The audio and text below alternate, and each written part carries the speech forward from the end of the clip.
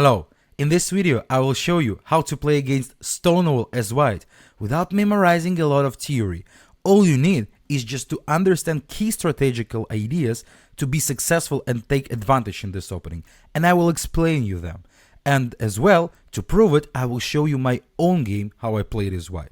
Let's start immediately. We have d4, f5 on the board. The Stonewall mainly appears after this move order, but could appear from others. For us, it doesn't matter. We are going c4, e6, and our first strategical point is that we are trying to delay the knight on b1, and I will show you later why it's important. In all these Dutch systems, the best move for white is g3 to put the bishop on g2, so we are following this. d5, bishop g2, c6, castle. And here black has two moves, bishop e7, bishop d6. My opponent played bishop e7, but let's start with the main theoretical issue, bishop d6. And in this position, black trying to underline that they are so good on the center by using this advanced pawn structure, and they can expose the square on e4. But at the same time, this aggressive idea has obvious minuses, and first of all, the weak square on e5. Because, for instance, the knight on e4 we can kick out with f3, but no one can kick our knight from e5 potentially. Who is the main defender of this weak square? The bishop on d6. And he is the main defender of black weak squares in general. And that's why our main strategical resource is to play b3 in this position. We want to trade this bishop and then expose weak squares c5 and e5, and especially the square on e5. It's our key strategical idea in this position. Black can try to prevent it with queen e7, but we can go with bishop b2, castle, and queen c1, and we still want to put our bishop on a3, and we are doing the same strategical line. So I think that most of your opponents will follow castle in this position, bishop a3, takes. So what do we have now? No protector of the black squares, and we will use it in the future. Queen goes to e7, and here our knight on e3 is not good, definitely, and we can waste few tempos to play knight b1 to replace him to c3, because the position is close type, and we can delay with some our plans, especially if we want firstly to bring the knight to the better position. If black in this situation, instead of queen e7, would try to play knight e4, trying to prevent knight's appearance, for sure we just have rook c1. And then our idea is pretty the same. We want to replace the knight. We want to have all our pieces on the best spots. So let's return queen e7, knight b1, knight e7, knight c3, knight e4, rook c1. Definitely we don't want to trade on e4 and let black's pawn to come to the e4 square. No, it's not our idea. Knight f6, e3. e3 is the very useful move for several reasons. First of all, we want to put the pawn on the black square when we have light square bishop. Secondly, we want to prevent black's ideas of f4 in general. And as well, we are supporting our center. Multifunctional, nice move. Bishop goes to d7. Basically, black's main trouble is the bishop on d7, because he is completely off from the game. And the main idea is to play bishop e8 and bishop h5 to activate this bishop.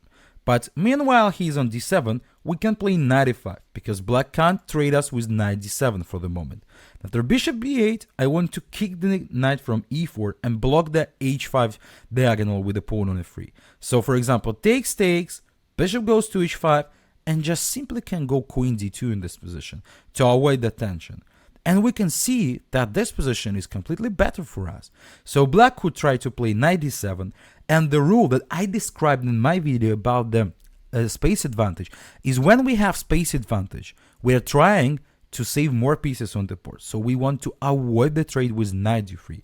Later we have the idea to play c5, b4, b5 for instance, or to prepare it somehow else. And black has troubles with their own counter, so this position is just better for us. And that's it. If black will capture, okay, we can capture with our pawn to save our structure. This pawn is backward and we are having the b line, so this position is completely okay for us.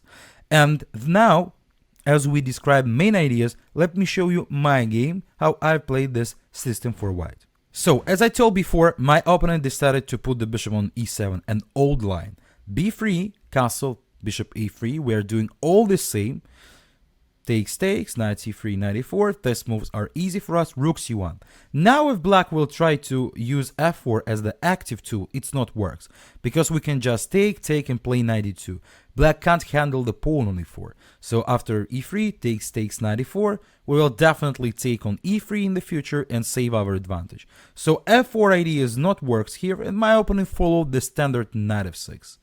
I used to play e3, here knight e5, rook ac8. Knight a4. As we told before, I'm trying to expose the weak squares.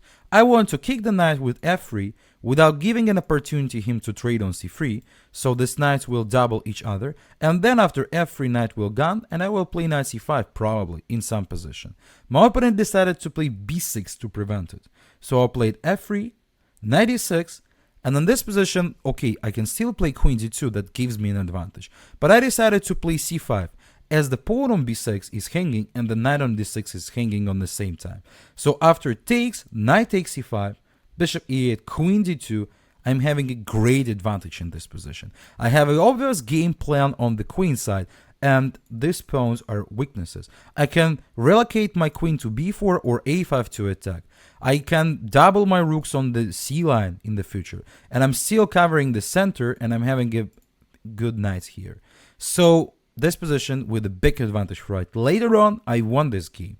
But what I wanted extremely underline is the strategical line that I used as white. No risk and guarantee of some advantage in the game. Try to use it, and please write the comment below how it was for you. I hope you will win more games. And thanks if you will subscribe to my channel. And see you later on my other videos.